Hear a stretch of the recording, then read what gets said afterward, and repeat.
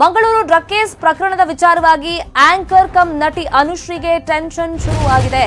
ಯಾಕಂದ್ರೆ CCB charge sheet ನಲ್ಲಿ ಅನುಶ್ರೀ ಹೆಸರು ಉಲ್ಲೇಖ ಆಗಿದೆ ಅಂತ ಹೇಳಲಾಗ್ತಾ ಇದೆ.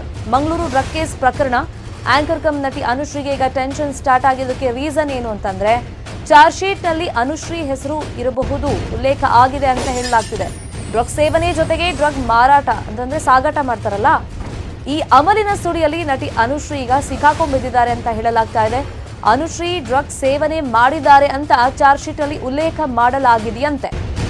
ಚಾರ್ಜ್ ಶೀಟ್ ಅಲ್ಲಿ ಕೆಲ ಸಾಕ್ಷಿಗಳ ಹೇಳಿಕೆಗಳನ್ನ ಉಲ್ಲೇಖ ಮಾಡಿರ್ತಾರೆ. ಅಫ್ಕೋರ್ಸ್ ಯಾರ್ಯಾರು ಏನೇನು ಸ್ಟೇಟ್ಮೆಂಟ್ ಕೊಟ್ಟಿದ್ದಾರೆ, ಯಾರ್ಯಾರ ಹೆಸರುಗಳನ್ನ ವಿಚಾರಣೆ ಸಂದರ್ಭದಲ್ಲಿ ಉಲ್ಲೇಖ ಮಾಡಿರ್ತಾರೆ, ಮತ್ತೆ ಡ್ರಗ್ ಸೇವನೆ ಇರ್ಬೋದು, ಸಾಗಾಟ ಇರ್ಬೋದು, ಸಪ್ಲೈ, ಇದೆರಡೂ ಇಂಪಾರ್ಟೆಂಟ್ ಆಗುತ್ತೆ. ಅದರಲ್ಲೂ ಸಪ್ಲೈ ಮಾಡಿದ್ರೆ ಅತಿ ಹೆಚ್ಚು ಪ್ರಮಾಣದಲ್ಲಿ ಶಿಕ್ಷೆ ಆಗುತ್ತೆ. ಈಗ ಅನುಶ್ರೀ ಡ್ರಗ್ ಸೇವನೆ ಮಾಡಿದ್ದಾರೆ ಅಂತ ಆರೋಪಿ ಕಿಶನ್ ಶೆಟ್ಟಿನೇ ಹೇಳಿಕೆಯನ್ನ ಕೊಟ್ಟಿದ್ದಾರೆ ಅಂತ ಹೇಳಲಾಗ್ತಾ ಇದೆ.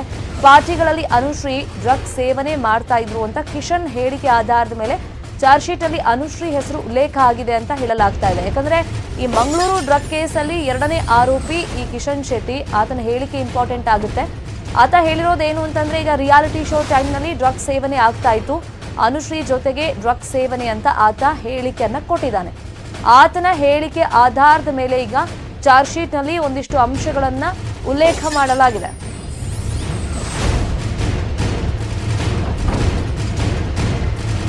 ಈಗ ಅನುಶ್ರೀಗೆ ಟೆನ್ಷನ್ ಶುರುವಾಗಿದೆ. ಡ್ರಗ್ ಅಮಲಿನ ಸುಳಿಯಲ್ಲಿ ಅನುಶ್ರೀ ಸಿಕ್ಕಾಕೊಂಡ್ಬೀಳ್ತಾರ ನೋಡ್ಬೇಕಾಗತ್ತೆ. ಯಾಕಂದ್ರೆ ಈ ಮಂಗಳೂರು ಡ್ರಗ್ ಕೇಸ್ನಲ್ಲಿ ಎರಡನೇ ಆರೋಪಿ ಆಗಿರುವಂತ ಕಿಶನ್ ಶೆಟ್ಟಿ ಏನೆಲ್ಲ ಸ್ಟೇಟ್ಮೆಂಟ್ ಕೊಟ್ಟಿದ್ದಾರೆ, ಸೊ ಆ ಆಧಾರದ ಮೇಲೆ ಈಗ ಚಾರ್ಜ್ ಶೀಟ್ ನಲ್ಲಿ ಹೆಸರುಗಳಿರ್ಬೋದು, ಮತ್ತೆ ಏನೆಲ್ಲ ಆಗ್ತಾ ಇತ್ತು ಡ್ರಗ್ ಕೇಸಲ್ಲಿ ಅಂತ ಉಲ್ಲೇಖ ಮಾಡಲಾಗಿದೆ. ಆತ ಹೇಳಿರೋ ಪ್ರಕಾರ ರಿಯಾಲಿಟಿ ಶೋನಲ್ಲಿ ಅನುಶ್ರೀ ಡ್ರಗ್ ಸೇವನೆ ಮಾಡ್ತಾ ಇದ್ರು, ಪಾರ್ಟಿ ಆಯೋಜನೆ ಆದಂತ ಟೈಮ್ನಲ್ಲಿ ಅಂತ ಆತ ಹೇಳಿಕೆಯನ್ನ ಕೊಟ್ಟಿದ್ದಾನೆ. ಅನುಶ್ರೀ ಹೆಸರನ್ನ ಪರ್ಟಿಕ್ಯುಲರ್ ಆಗಿ ಆತ ಹೇಳಿದ್ದಾನೆ.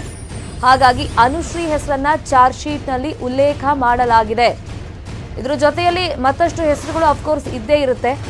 ಲಾಸ್ಟ್ ಟೈಮ್ ವಿಚಾರಣೆಗೆ ಬಂದಂತ ಟೈಮ್ನಲ್ಲಿ ಅನುಶ್ರೀ ಹೇಳಿದ್ದು, ಇಲ್ಲ ವಿಚಾರಣೆ ಕರೆದಿದ್ರು ನಾನು ಬಂದಿದ್ದೀನಿ, ನೆಕ್ಸ್ಟ್ ಕರೆದ್ರೆ ಖಂಡಿತ ಮತ್ತೆ ಬರ್ತೀನಿ, ಏನೆಲ್ಲ ಸಹಕಾರ ಬೇಕು ನಾನು ಅದನ್ನ ಕೊಡ್ತೀನಿ ಅನ್ನೋ ಮಾತನ್ನ ಹೇಳಿದ್ರು. ಬಟ್ ಈಗ ಚಾರ್ಜ್ ಶೀಟ್ ನಲ್ಲಿ ಆಕೆ ಹೆಸರು ಉಲ್ಲೇಖ ಆಗಿರೋದ್ರಿಂದ ಯಾವ ತರ ಈಗ ಮುಂದೆ ವಿಚಾರಣೆ ನಡೆಯುತ್ತೆ, ಅನುಶ್ರೀಗೆ ಏನಾದರೂ ಕಂಟಕ ಆಗುತ್ತಾ ಏನು ಎತ್ತ ಅನ್ನೋದನ್ನ ನೋಡ್ಬೇಕಾಗುತ್ತೆ. ಒಟ್ಟಿನಲ್ಲಿ ಸಿಸಿಬಿ ಚಾರ್ಜ್ ಶೀಟ್ ನಲ್ಲಂತೂ ಉಲ್ಲೇಖ ಆಗಿದೆ ಅನುಶ್ರೀ ಹೆಸರು ಅಂತ ಹೇಳಲಾಗ್ತಾ ಇದೆ. ಡ್ರಗ್ ಸೇವನೆ ಮಾಡಿದ್ದಾರೆ ಅಂತ ಉಲ್ಲೇಖ ಆಗಿದೆ ಅನ್ನೋದು ಗೊತ್ತಾಗಿದೆ. ಬಟ್ ಈ ಸೇವನೆ ಜೊತೆಯಲ್ಲಿ ಸಪ್ಲೈ ಕೂಡ ಮಾಡಿದ್ರ, ಸೊ ಅದು ಇಂಥ ಡ್ರಗ್ ಕೇಸಲ್ಲಿ ವೆರಿ ವೆರಿ ಇಂಪಾರ್ಟೆಂಟ್ ಆಗುತ್ತೆ. ಈಗ ಸೇವನೆ ಅನ್ನೋದನ್ನ ಆರೋಪಿ ಕಿಶನ್ ಶೆಟ್ಟಿನೇ ಬಾಯ್ಬಿಟ್ಟಿದ್ದಾನೆ. ರಿಯಾಲಿಟಿ ಶೋ ಟೈಮ್ನಲ್ಲಿ ಪಾರ್ಟಿ ಅರೇಂಜ್ ಮಾಡಿದಾಗ ಆಗ್ತಿತ್ತು, ಆ ಟೈಮ್ನಲ್ಲಿ ಅನುಶ್ರೀನೂ ಸೇವನೆ ಮಾಡಿದ್ದಾರೆ ಅಂತ. ಬಟ್ ಇಲ್ಲಿ ಸಪ್ಲೈ ಮಾಡಿದ್ದಾರೆ ಅಂತಂದ್ರೆ ಸೇವನೆಗಿಂತಲೂ ಕೂಡ ಕಠಿಣ ಶಿಕ್ಷೆ ಕಾನೂನಿನಲ್ಲಿ ಆಗುತ್ತೆ.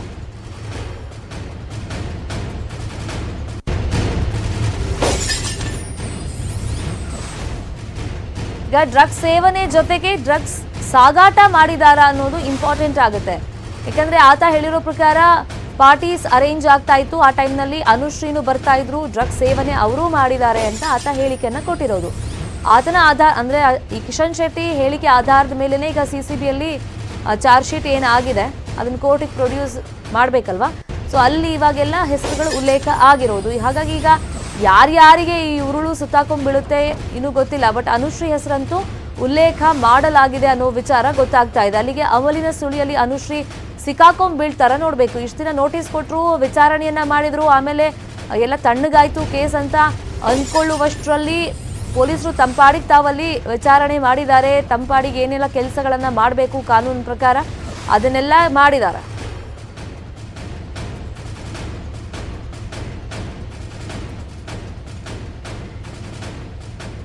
ಇದೇ ವಿಚಾರವಾಗಿ ಮತ್ತಷ್ಟು ಮಾಹಿತಿಯನ್ನು ಕೊಡೋದಕ್ಕೆ ನೇರ ಸಂಪರ್ಕದಲ್ಲಿ ನಮ್ಮ ಮಂಗಳೂರು ಪ್ರತಿನಿಧಿ ಕಿಶನ್ ಶೆಟ್ಟಿ ಜಾಯಿನ್ ಆಗಿದ್ದಾರೆ. ಕಿಶನ್, ಈಗ ಆರೋಪಿ ಸ್ಥಾನದಲ್ಲಿರುವಂತಹ ಕಿಶನ್ ಕೊಟ್ಟಿರುವಂತಹ ಸ್ಟೇಟ್ಮೆಂಟ್ ಏನೇನಿದೆ, ಚಾರ್ಜ್ ಶೀಟ್ ಅಲ್ಲಿ ಏನೆಲ್ಲ ಉಲ್ಲೇಖ ಆಗಿದೆ, ಅದರಲ್ಲೂ ಪರ್ಟಿಕ್ಯುಲರ್ ಆಗಿ ಅನುಶ್ರೀ ಹೆಸರು ಉಲ್ಲೇಖ ಆಗಿರೋದ್ರ ಬಗ್ಗೆ ಕನ್ಫರ್ಮೇಶನ್ ಸಿಗ್ತಾ?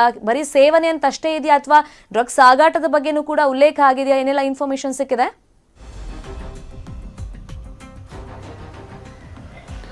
ಶರ್ಮಿತಾ, ಈಗ ಸಿಕ್ಕಿರುವಂತಹ ಪ್ರಾಥಮಿಕ ಮಾಹಿತಿ ಪ್ರಕಾರವಾಗಿ ಕಿಶೋರ್ ಅಮನ್ ಶೆಟ್ಟಿಯನ್ನ ಪೊಲೀಸರು ವಿಚಾರಣೆ ಮಾಡಿದ್ದಾರೆ. ಅಂದ್ರೆ ಸಿಸಿಬಿ ಪೊಲೀಸರು ವಿಚಾರಣೆ ಮಾಡಿ ಚಾರ್ಜ್ ಶೀಟ್ ಅನ್ನ ಫೈಲ್ ಮಾಡಿರುವಂತದ್ದು. ಈ ಚಾರ್ಜ್ ಶೀಟ್ ಅಲ್ಲಿ ಕಿಶೋರ್ ಅಮನ್ ಸ್ಪಷ್ಟವಾಗಿ ಹೇಳಿದ್ದಾನೆ, ಸಾಕಷ್ಟು ಬಾರಿ ಅನುಶ್ರೀ ನಮ್ಮ ಜೊತೆ ಮಾದಕ ವಸ್ತುಗಳನ್ನ ಸೇವಿಸಿದ್ದಾರೆ, ಅಂದ್ರೆ ಡ್ರಗ್ಸ್ ಅನ್ನ ಸೇವಿಸಿದ್ದಾರೆ ಅನ್ನೋದ್ ಬಗ್ಗೆ ಚಾರ್ಜ್ ಶೀಟ್ ಅಲ್ಲಿ ಹೇಳಿದ್ದಾರೆ ಎಂಬ ಉಲ್ಲೇಖ ಕೂಡ ಸದ್ಯಕ್ಕೆ ಸಿಗ್ತಾ ಇರುವಂತದ್ದು. ಮತ್ತು ಇನ್ನೊಬ್ಬ ಕೊರಿಯೋಗ್ರಾಫರ್ ತರುಣ್ ಕೂಡ ಇದೇ ರೀತಿಯಾಗಿ ಹೇಳಿಕೆಯನ್ನು ಕೊಟ್ಟಿದ್ದಾನೆ ಎಂಬ ಮಾಹಿತಿ ಕೂಡ ಸಿಗ್ತಾ ಇರುವಂತದ್ದು. ಈ ನಿಟ್ಟಿನಲ್ಲಿ ಪೊಲೀಸರು ಕೂಡ ತನಿಖೆಯನ್ನ ಮುಂದುವರಿಸಿದ್ದಾರೆ. ಈ ಹಿಂದೆ ಅನುಶ್ರೀಯನ್ನ ಮಂಗಳೂರಿನ ಪೊಲೀಸ್ ಠಾಣೆಗೆ ಅವರು ಕರೆಸಿಕೊಂಡಿದ್ರು. ವಿಚಾರಣೆಯನ್ನು ಕೂಡ ಸಿಸಿಬಿ ಪೊಲೀಸರು ಮಾಡಿದ್ರು. ಈ ಸಂದರ್ಭದಲ್ಲಿ ಮಾಧ್ಯಮದ ಎದುರು ಬಂದಂತಹ ಅನುಶ್ರೀ, ನಾನು ಯಾವುದೇ ರೀತಿಯಾಗಿ ಡ್ರಗ್ಸ್ ಅನ್ನ ಸೇವನೆ ಮಾಡಿಲ್ಲ, ಕೇವಲ ಡ್ಯಾನ್ಸ್ ಕೊರಿಯೋಗ್ರಾಫರ್ ಹಿನ್ನೆಲೆಯಲ್ಲಿ ಕಿಶೋರ್ ಅಮನ್ ಮತ್ತೆ ತರುಣ್ನ ಪರಿಚಯ ಆಗಿತ್ತು. ಅನಂತರವಾಗಿ ಅದೇ ರೀತಿಯಾಗಿ ಡ್ಯಾನ್ಸ್ ವಿಚಾರದಲ್ಲಿ ಮಾತ್ರ ನಮ್ಮ ಸ್ನೇಹ ಇತ್ತು, ಯಾವುದೇ ರೀತಿಯಾಗಿ ಡ್ರಗ್ಸ್ ಪಾರ್ಟಿಗಳಿಗೆ ಹೋಗಿರಲಿಲ್ಲ ಎಂಬ ಮಾಹಿತಿಯನ್ನು ಮಾಧ್ಯಮದ ಎದುರು ಇಟ್ಟಿದ್ರು. ಅದೇ ಸದ್ಯಕ್ಕೆ ಕಿಶೋರ್ ಅಮನ್ ಕೊಟ್ಟಿರುವಂತಹ ಹೇಳಿಕೆ ಪ್ರಕಾರವಾಗಿ ಮತ್ತು ತರುಣ್ ಕೊಟ್ಟಿರುವಂತಹ ಹೇಳಿಕೆ ಪ್ರಕಾರವಾಗಿ ಪೊಲೀಸರು ಚಾರ್ಜ್ ಶೀಟ್ ಅನ್ನು ಫೈಲ್ ಮಾಡಿದ್ದಾರೆ. ಈ ಚಾರ್ಜ್ ಶೀಟ್ ಅಲ್ಲಿ ಅನುಶ್ರೀ ಅವರು ಡ್ರಗ್ಸ್ ತೆಗೆದುಕೊಂಡಿದ್ದಾರೆ, ಹಲವು ಡ್ರಗ್ಸ್ ಪಾರ್ಟಿಗಳಿಗೆ ನಮ್ಮ ಜೊತೆ ಭಾಗವಹಿಸಿದ್ರು ಎಂಬ ಮಾಹಿತಿಯನ್ನು ಕೂಡ ಕಿಶೋರ್ ಅಮನ್ ಹೇಳಿರುವಂತದ್ದು. ಈ ನಿಟ್ಟಿನಲ್ಲಿ ಅನುಶ್ರೀಗೆ ಮತ್ತೆ ಪೊಲೀಸರು ಸಮನ್ಸ್ ನೀಡುವಂತಹ ಸಾಧ್ಯತೆಗಳು ಕೂಡ ಇದೆ. ಯಾಕಂದ್ರೆ ಈ ಹಿಂದೆ ಪೊಲೀಸರು ಕೂಡ ಹೇಳಿರುವಂತದ್ದು, ಇನ್ನು ಮುಂದೆ ಇಂಥದ್ದೇ ಪ್ರಕರಣಗಳು ಕಂಡು ಬಂದ್ರೆ ಅಥವಾ ಆರೋಪಿಗಳು ನಿಮ್ಮ ಹೆಸರನ್ನ ಬಾಯ್ಬಿಟ್ರೆ ಯಾವುದೇ ಕ್ಷಣದಲ್ಲಿ ಬೇಕಾದ್ರೆ ಮತ್ತೆ ನಮ್ಮ ಎದುರು ಹಾಜರಾಗಬೇಕೆಂಬ ಸೂಚನೆ ಕೊಟ್ಟಿದ್ರು. ಹಾಗಾಗಿ ಸದ್ಯ ಚಾರ್ಜ್ ಶೀಟ್ ಅಲ್ಲಿ ಅನುಶ್ರೀ ಹೆಸರು ಮತ್ತೆ ಮೆಲುಕು ಹಾಕಿರೋ ಹಿನ್ನೆಲೆಯಲ್ಲಿ ಮತ್ತೆ ನೋಟಿಸ್ ಕೊಡುವಂತಹ ಸಾಧ್ಯತೆಗಳು ಕೂಡ ಇರುವಂತದ್ದು. ಶರ್ಮಿತಾ, ಫೈನ್. ಈಗ ಆ ಚಾರ್ಜ್ ಶೀಟ್ ಕೋರ್ಟಿಗೆ ಪ್ರೊಡ್ಯೂಸ್ ಮಾಡಿದಾರಾ? ಅದ್ರ ಬಗ್ಗೆ ಏನಾದರೂ ಇನ್ಫಾರ್ಮೇಶನ್ ಸಿಕ್ಕಿದ್ಯಾ ಕಿಶನ್?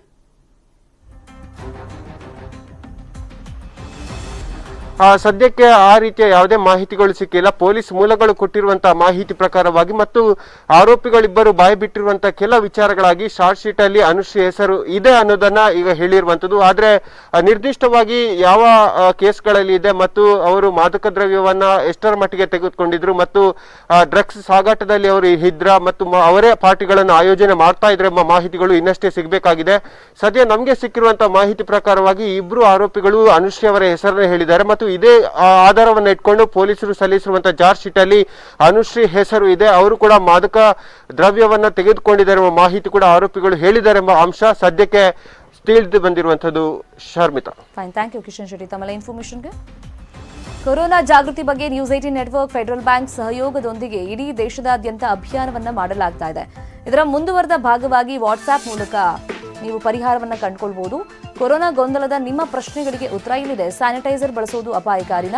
ಲಸಿಕೆ ಹಾಕಿಸ್ಕೊಂಡ್ರೆ ಡಿಎನ್ಎ ಬದಲಾಗುತ್ತಾ?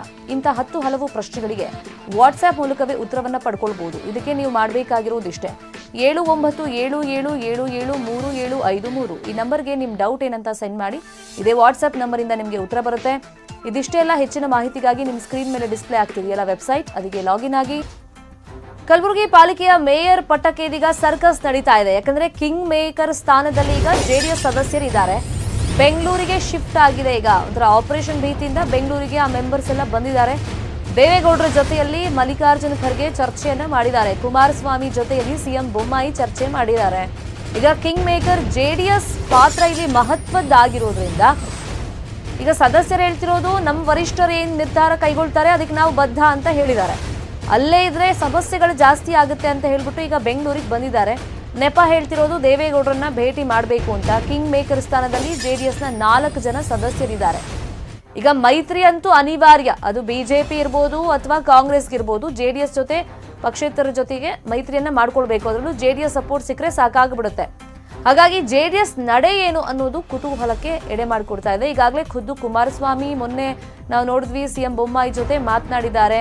ಈ ಮೈತ್ರಿ ವಿಚಾರವಾಗಿ ಚರ್ಚೆ ಆಗಿದೆ ಅನ್ನೋ ಒಂದು ಸುಳಿವನ್ನ ಖುದ್ದಾಗಿ ಸಿಎಂ ಮಾಧ್ಯಮದ ಮುಂದೆ ಸ್ಟೇಟ್ಮೆಂಟ್ ಕೊಡುವಾಗ ಹೇಳ್ತಾ ಇದ್ರು. ಈಗ ಲೋಕಲ್ ಲೆವೆಲ್ ಅಲ್ಲಿ ಎಲ್ಲೆಲ್ಲಿ ಮೈತ್ರಿ ಆಗಬೇಕು ಅಂತ ಚರ್ಚೆ ಬಂದಾಗ ಸೊ ಎಲ್ಲೆಲ್ಲಿ ಸಾಧ್ಯ ಇದೆ ಅಲ್ಲೆಲ್ಲ ಮೈತ್ರಿ ಮಾಡ್ಕೊಳ್ಳೋದಕ್ಕೆ ಅವರು ಒಪ್ಕೊಂಡಿದ್ದಾರೆ ಅಂತ ಸಿಎಂ ಒಂದು ಪರೋಕ್ಷ ಸುಳಿವನ್ನ ಕೊಟ್ಟಿದ್ರು. ಇನ್ನೊಂದು ಕಡೆ ದೇವೇಗೌಡರ ಜೊತೆಯಲ್ಲೇ ಮಲ್ಲಿಕಾರ್ಜುನ್ ಖರ್ಗೆ ಚರ್ಚೆಯನ್ನ ಮಾಡಿದ್ದಾರೆ.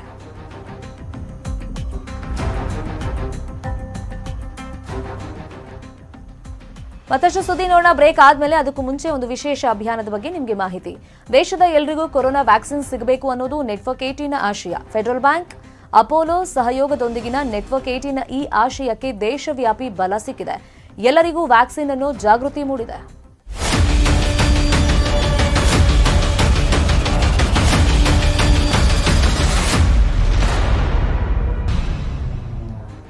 Welcome back. Mangaluru drug case ವಿಚಾರವಾಗಿ ಆಗಲೇ ನಿಮಗೆ ಸಾಕಷ್ಟು ಮಾಹಿತಿಯನ್ನು ಕೊಡ್ತಾ ಇದ್ವಿ. ಆಂಕರ್ ಕಮ್ ನಟಿ ಅನುಶ್ರೀಗೆ ಇದೀಗ ಟೆನ್ಷನ್ ಶುರುವಾಗಿದೆ. ಯಾಕಂದ್ರೆ ಸಿಸಿಬಿಯ ಚಾರ್ಜ್ ಶೀಟ್ ನಲ್ಲಿ ಅನುಶ್ರೀ ಹೆಸರು ಉಲ್ಲೇಖ ಆಗಿದೆ ಅನ್ನೋ ಇನ್ಫಾರ್ಮೇಶನ್ ಲಭ್ಯವಾಗ್ತಾ ಇದೆ. ಆರೋಪಿ ಇವಾಗ ಅನುಶ್ರೀ ಹೆಸರನ್ನ ಬಾಯ್ಬಿಟ್ಟಿದ್ದಾನೆ. ವಿಚಾರಣೆ ಸಂದರ್ಭದಲ್ಲಿ ಈಗ ಡಾನ್ಸ್ ರಿಯಾಲಿಟಿ ಶೋಗಳಲ್ಲಿ ಸಾಕಷ್ಟು ಬಾರಿ ಪಾರ್ಟಿ ಅರೇಂಜ್ ಆಗ್ತಾ ಇತ್ತು. ಆ ಟೈಮ್ನಲ್ಲಿ ಅನುಶ್ರೀ ಬರ್ತಾ ಇದ್ರು. ಆಗ ಡ್ರಗ್ ಸೇವನೆ ಮಾಡಿದ್ದಾರೆ. ಕೇವಲ ಒಂದು ಬಾರಿ ಅಲ್ಲ, ಸಾಕಷ್ಟು ಬಾರಿ ಡ್ರಗ್ ಸೇವನೆ ಆಗಿದೆ ಅನುಶ್ರೀ ಅವರಿಂದ ಅಂತ ಆತ ವಿಚಾರಣೆ ಸಂದರ್ಭದಲ್ಲಿ ಬಾಯ್ಬಿಟ್ಟಿದ್ದಾನೆ. ಅಟ್ ದ ಸೇಮ್ ಟೈಮ್ ಕೇವಲ ಅನುಶ್ರೀ ಡ್ರಗ್ ಸೇವನೆ ಮಾಡಿದಾರಾ ಅಥವಾ ಡ್ರಗ್ ಸಪ್ಲೈ ಕೂಡ ಮಾಡಿದಾರಾ, ಈ ವಿಚಾರವಾಗಿಯೂ ಕೂಡ ಒಂದಿಷ್ಟು ಗುಮಾನಿಗಳು ಎದ್ದಿದೆ. ಲಾಸ್ಟ್ ಟೈಮ್ ವಿಚಾರಣೆಗೆ ಹಾಜರಾದಂತಹ ಸಂದರ್ಭದಲ್ಲಿ ಕರೆಸಿದ್ದಾರೆ, ಹೌದು, ಬಟ್ ನನ್ನ ಪಾತ್ರ ಏನೂ ಇಲ್ಲ ಅನ್ನೋ ರೀತಿಯಲ್ಲಿ ಅನುಶ್ರೀ ಮೀಡಿಯಾ ಮುಂದೆ ಸ್ಟೇಟ್ಮೆಂಟ್ ಅನ್ನ ಕೊಟ್ಟಿದ್ರು.